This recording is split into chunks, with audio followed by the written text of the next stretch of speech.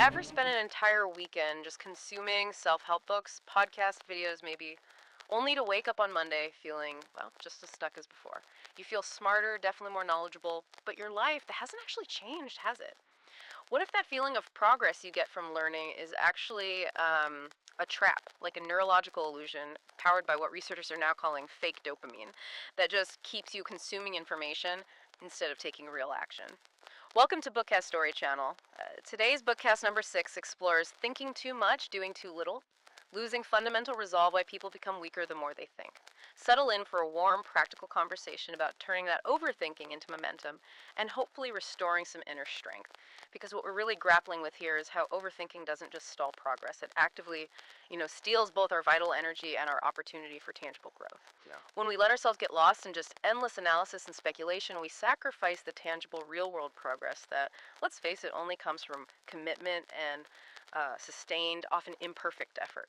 It really is an issue of balance, fundamentally. We live in an age of just endless thought analysis, planning, questioning. Yet action often lags behind, sometimes fatally behind. It's a strange paradox, isn't it? We have more intellectual tools than ever before, it seems, but maybe less capacity to apply them consistently. So today, let's explore why too much thinking actually weakens our fundamental resolve, and importantly, how to shift back into purposeful action. We're really looking for that insidious point where contemplation turns from insightful reflection into, consuming paralysis. That's the key distinction, isn't it? That exact moment the thinking stops being useful preparation and starts becoming a kind of self-deception, just justifying inertia. So before we dive into, the ancient philosophy and the modern neuroscience of this trap, I have to ask you, the listener, have you ever thought about a task so much, rewritten the plan in your head a dozen times, analyzed all the variables, that you felt mentally tired before you even physically started? #1. The paradox of overthinking and internal conflict. What's truly fascinating, I think, is realizing that this tension, this specific one between knowledge and action, it isn't some modern ailment invented by the internet. Not at all. It's actually something that ancient wisdom traditions, especially those really focused on the mind, warned us about thousands of years ago. They absolutely understood the immense power of the human mind, but also its potential for, immediate self-sabotage. That really makes our current dilemma feel less like a unique technological hurdle and more like a perennial human flaw, just amplified by technology. Let's start at the foundation of thought itself, as explored in the source material for today. Okay, so if we reference the foundation of thought, we can look to texts like the Dhammapada, or Kin Fap Ku, as it's known in Vietnamese. In it, the Buddha emphasized the supreme, absolutely foundational role of thought.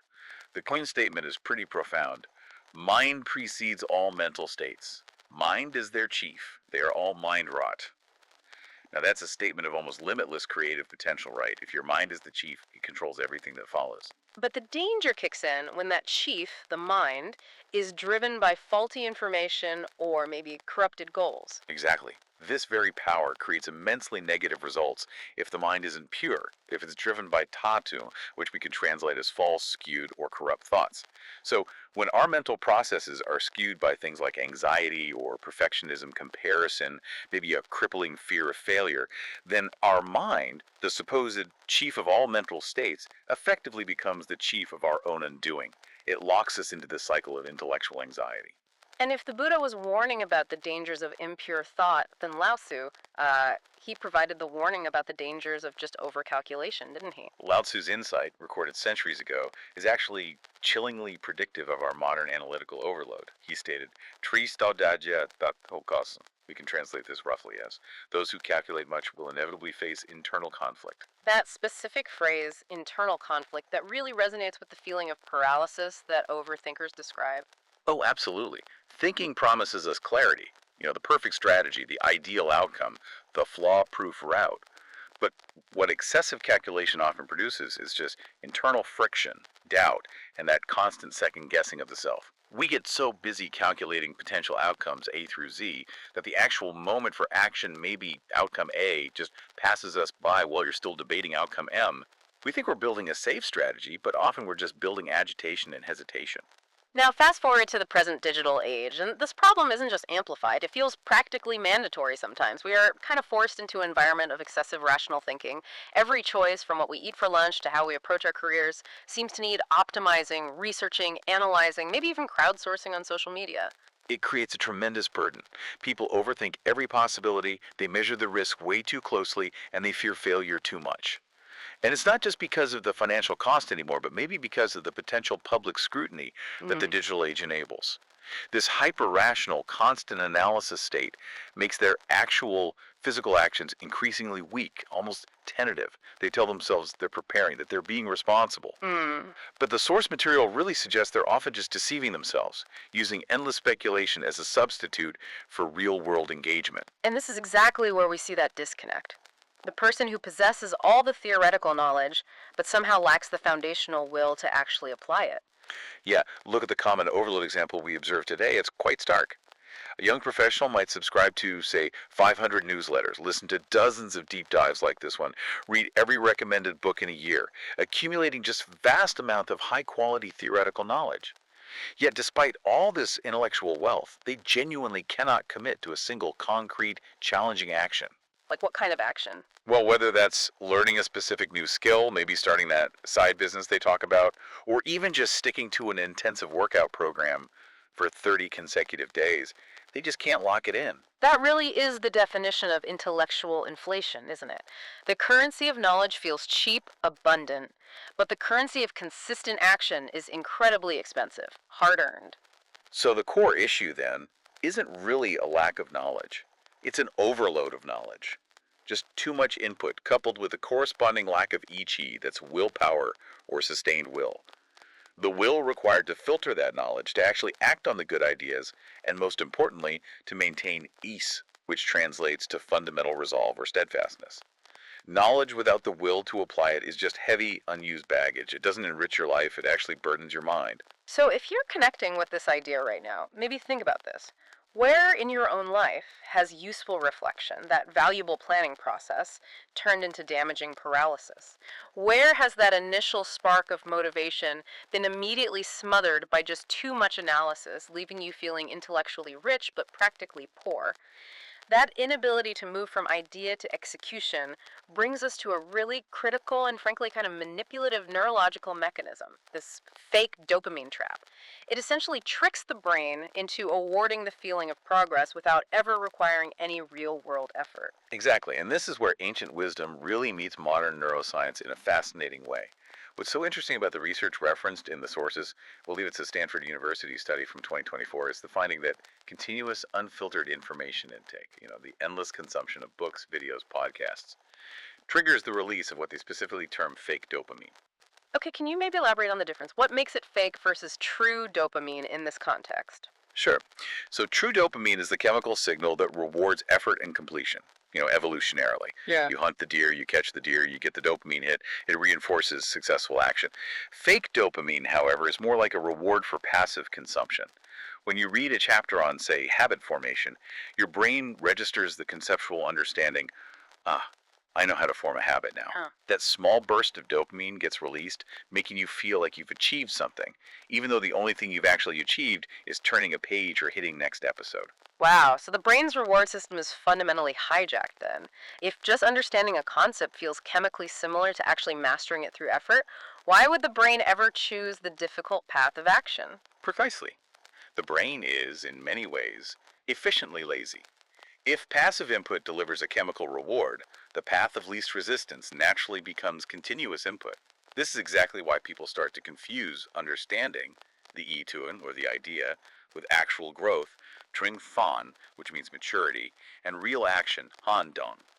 This confusion is the structural flaw that eventually leads to the gradual, almost insidious loss of detenta, our fundamental resolve and steadfastness. The mental muscles needed for consistent effort just atrophy, because they're never really exercised. And the consequence of this atrophy, this weakening, is that when the overthinker finally does force themselves to act, they're already internally compromised. They're essentially fighting their own brain chemistry at that point. They really are. When the overthinker tries to perform a task, their mind is already fragmented, torn apart by dozens of imaginary scenarios, counter-arguments, pre-scripted failures they encountered during their endless research phase. You know the internal monologue. Well, Mentor A said do it this way, but Book B warned about this specific error, and Podcast C suggested waiting until Q3. Right. Analysis paralysis personified. Exactly. This internal friction and conflict make them unable to focus or persevere. It often leads to quick failure, or, more commonly, a retreat back into the comfortable cycle of consumption, where at least they feel smart again. Let's maybe make that process more concrete by detailing the full cycle of weakness that's described in the material. How does it actually work?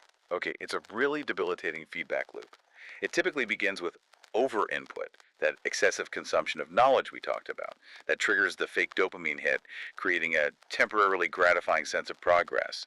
But since there's no actual effort required, there's no real action, which then accelerates the loss of fundamental resolve or even luck.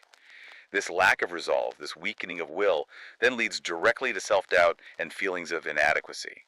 And instead of inspiring action, this doubt pushes the person to seek more input, more books, more courses, in a desperate, often misguided hope to save their belief system with just new information.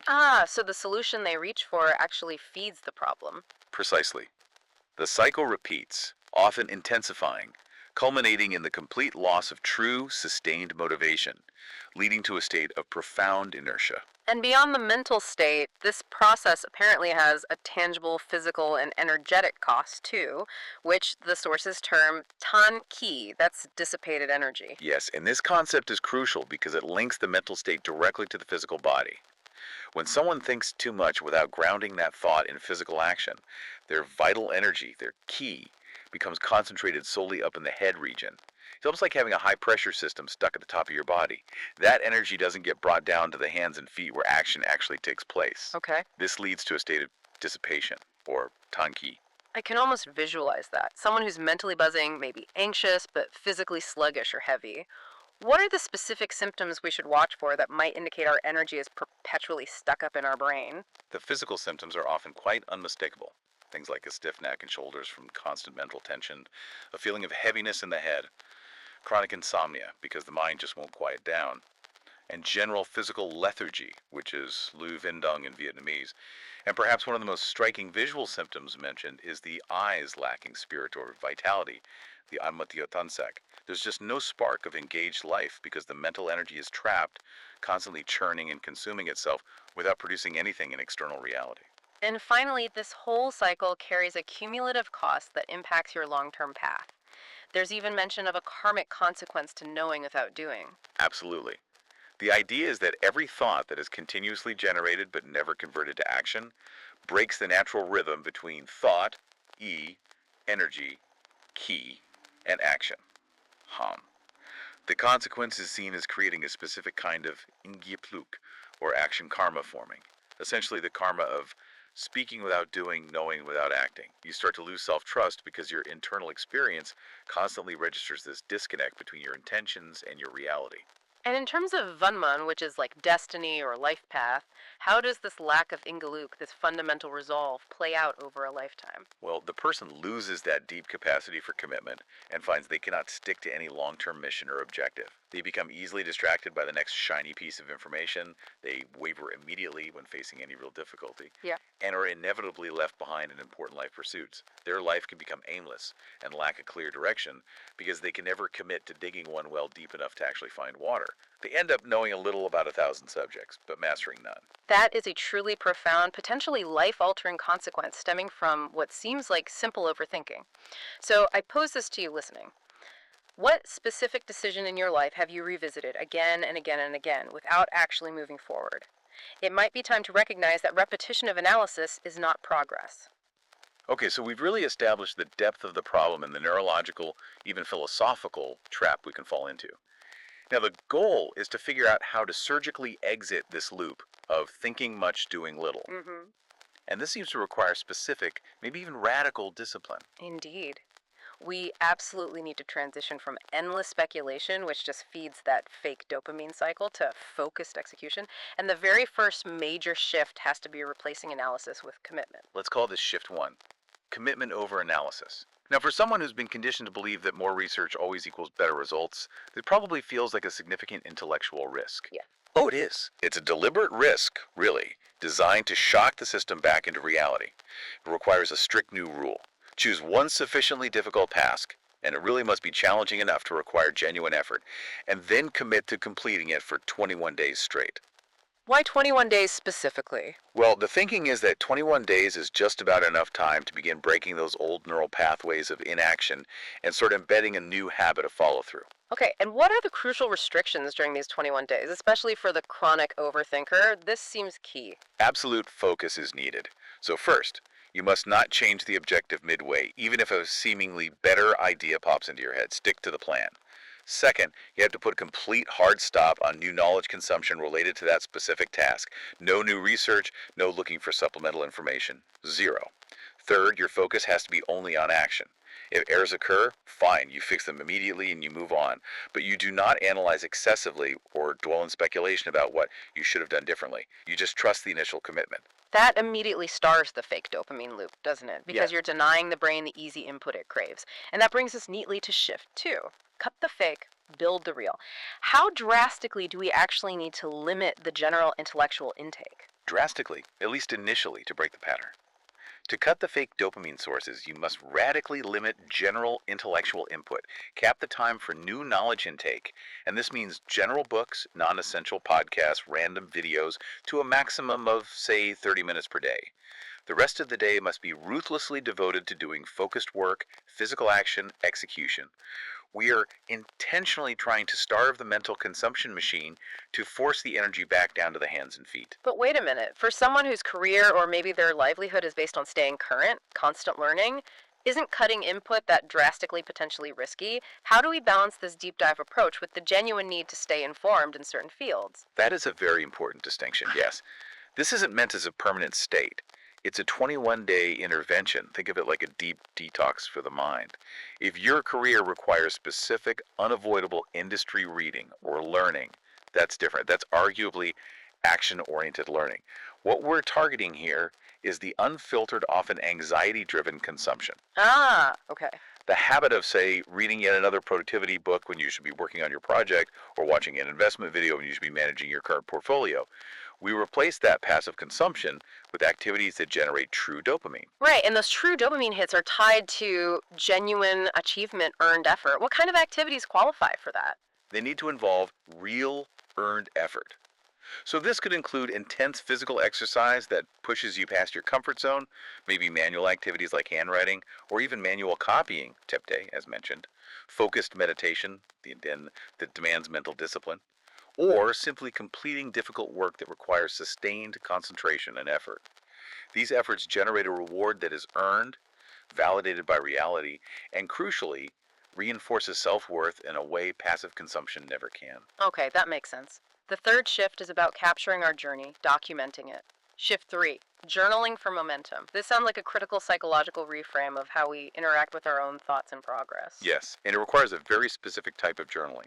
We must shift completely away from the typical emotional journal, Why is that? because that often encourages more navel-gazing, overanalysis of feelings, maybe self-pity or blaming external forces, all things which actually fuel the overthinking cycle. Instead, we switch to an action journal. The action journal is designed to build ki luk, that's vital energy, and maintain the flow of action by simply recording completed tasks, regardless of how small, how imperfect, or how messy they felt. So the focus shifts entirely from the internal state, how I feel about starting this project, to the external reality. What concrete steps did I actually complete today? Exactly. The focus is exclusively on what was done, not how I felt about it. This forces the brain to recognize the reality of progress, bypassing the internal critic who always demands perfection before you even start. It's the difference between writing, say, I feel overwhelmed with the task of writing this book, and writing, I sat at the desk for 120 minutes today and completed 3 pages of messy text. The latter is undeniable proof of progress, however small. That's beautifully illustrated by that example you mentioned earlier of the young writer who was trapped by overanalysis. Right, the young person wanted to write an ebook. They'd spent 6 months reading 10 courses, listening to 20 mentors, drawing up a dozen outlines, and had 0 chapters written. By adopting the discipline of the action journal and just sitting down for a mandatory 2 hours daily, without analyzing whether the words were right or wrong, just getting them down, they finished the first draft in 30 days. The simple act of tracking consistent commitment, not the perceived quality, reinforce their new identity as a doer, not just a planner or a thinker. That's powerful. Okay, finally, we need a robust structure for actually implementing all this. Shift 4, the 21-day rota for reintegration. This sounds like a 3-week system designed to heal that rift between thought, try, and action, Han, and make doing things to completion the new default. Let's maybe map out the 3 stages in detail. Okay, week 1 is all about keeping the mind from drifting. This week focuses entirely on internal grounding and consistent goal alignment. Every morning, within the first few minutes of waking, you must write 3 specific lines about your single biggest life goal right now. Then, at noon, take a mandatory 10 minutes just to check if your current activities is actually benefiting that goal. And in the evening, before bed, you record 3 specific completed actions related to that goal, even if they seem tiny, like sending 1 relevant email or cleaning 1 small part of your workspace needed for the task. And there was a mandatory rule mentioned to break the constant distraction loop. Yes, a crucial one. No phone use for the first and last 30 minutes of the day. This is non-negotiable for the 21 days. This forces focus back onto your internal life, your goals, your own reflections, rather than immediately defaulting to external inputs and distractions. We're trying to reconnect the mind to the body and its actions. Okay, that's the foundation.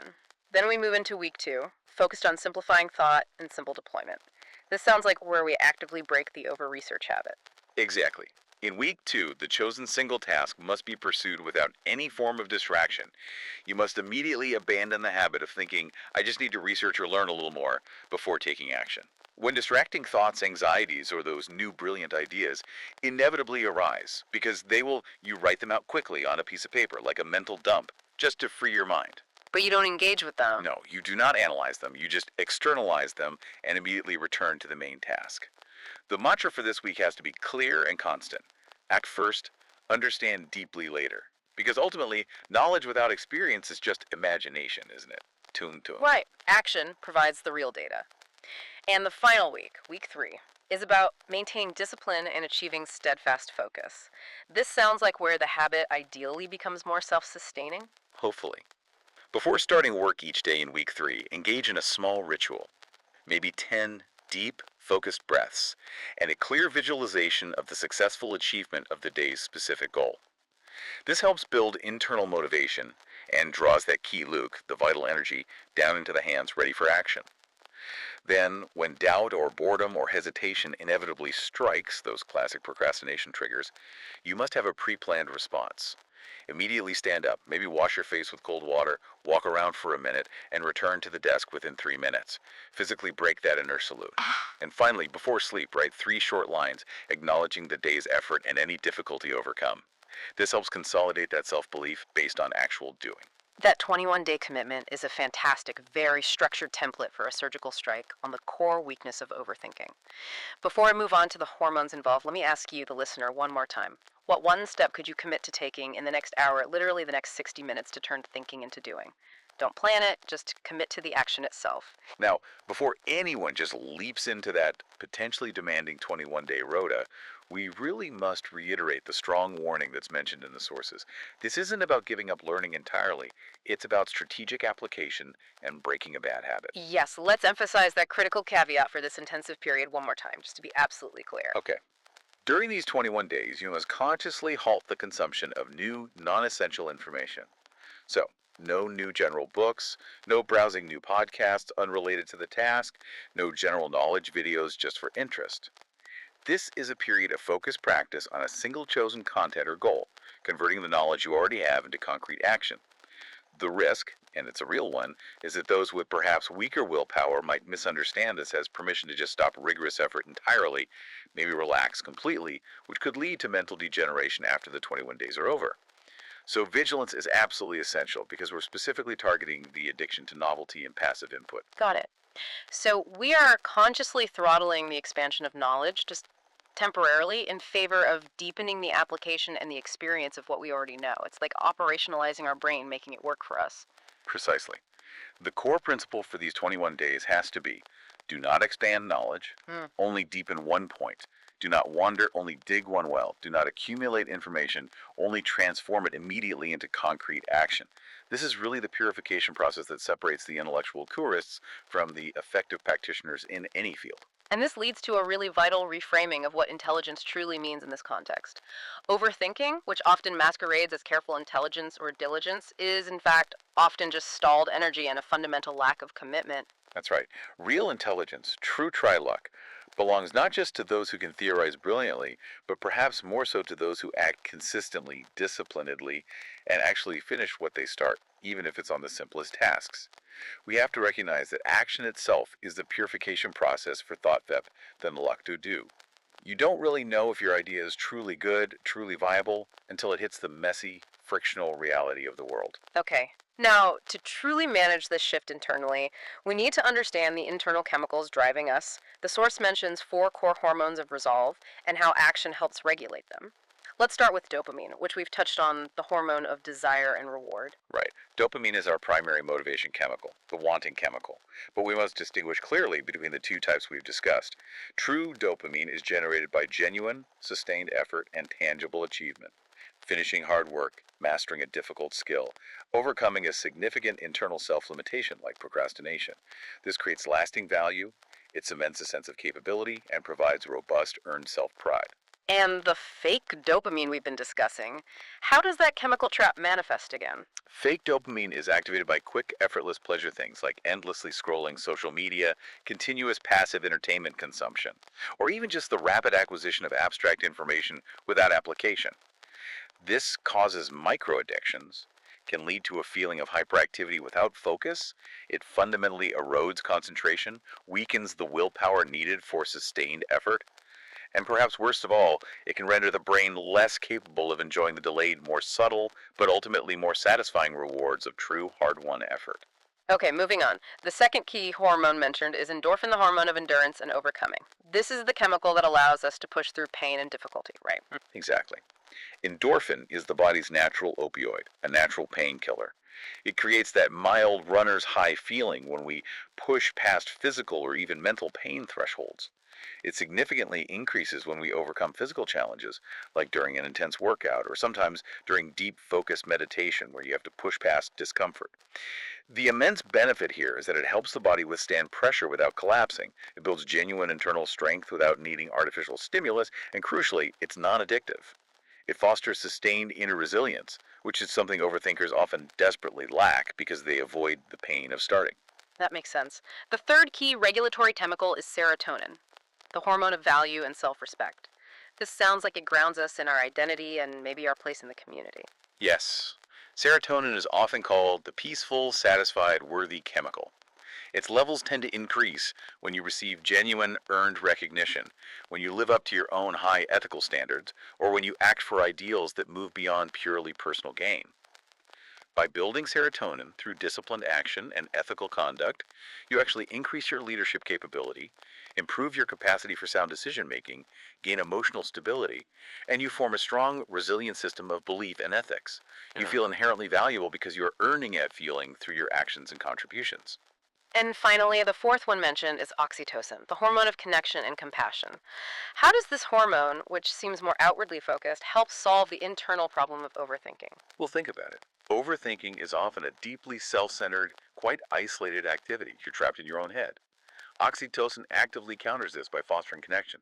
Its levels increase with genuine affection, expressing compassion, and helping others sincerely without expecting much in return. By nurturing healthy, deep relationships, acting with sincere compassion, and contributing positively to your community, you actually soften the heart, you reduce some of the internal toxicity and selfishness that can fuel chronic anxiety, and you build a supportive external community, which provides a kind of stability and reality check that your overthinking mind can then learn to trust. Wow, that whole shift from constant, isolated mental churning fueled by fake dopamine towards consistent, grounded action that builds true resilience through these 4 natural reward chemicals. That really seems like the ultimate goal of this 21-day intervention. So I leave you, the listener, with this final, maybe provocative thought to mull over. What would actually change in your life if you stopped demanding perfect plans up front and instead just trusted the power of small, immediate actions? Hashtag tag outro. That is a profound question to end on, really. Remember the distinction we discussed today. That momentary excitement of new knowledge, which is often just, well, fake dopamine, versus the quiet, robust, and maybe permanent satisfaction of completed action, which builds true internal resolve. Try to make the conscious choice for the latter, for action. That's today's conversation on the Bookcast Story Show. We're Sam and Lily. Thank you so much for spending this time with us. If this episode sparked a new thought or perhaps encouraged you to take an action, please like this video and subscribe so you won't miss future chapters. Until next time, stay thoughtful, stay strong.